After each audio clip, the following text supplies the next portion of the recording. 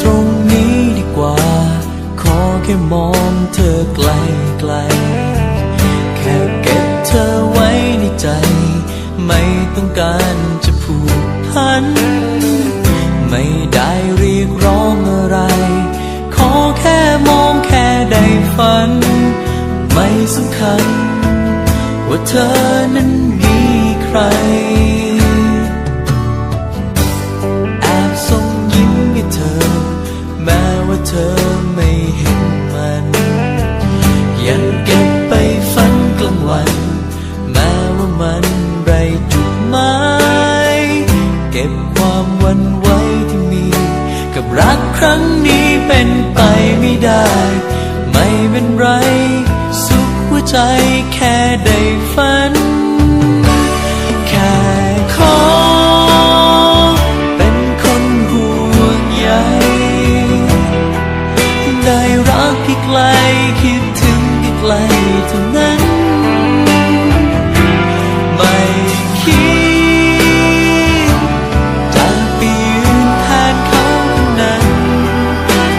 ได้แต่ฝันฉันขอแค่นั้นก็พอใจแอบส่งยิ้มทุกวัน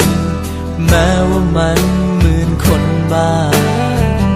ยังคิดถึงทุกเวลาแม้ว่าฟ้าไม่เข้าใจเก็บความหวั่นไหวที่มีกับรักครั้งนี้เป็นไปไม่ได้ไม่เป็นไรสุขหัวใจแค่ได้ฝันแค่ขอเป็นคนห่วงใยได้รักใกล้ๆคิดถึงใกล้ๆเท่านั้นไม่คิดจะไปยืนแทนเขาคนนั้นได้แต่ฝันฉันขอแค่นั้นก็พอใจ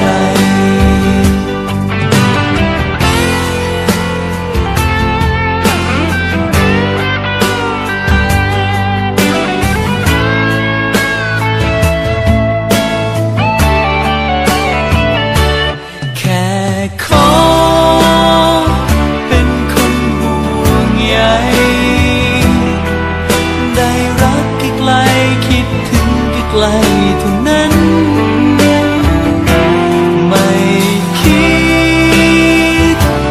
จะไปยืนแทนเขาคนนั้น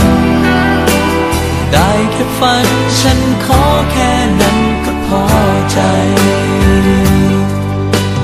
สุขแค่ฝันฉันขอแค่นั้นก็พอใจ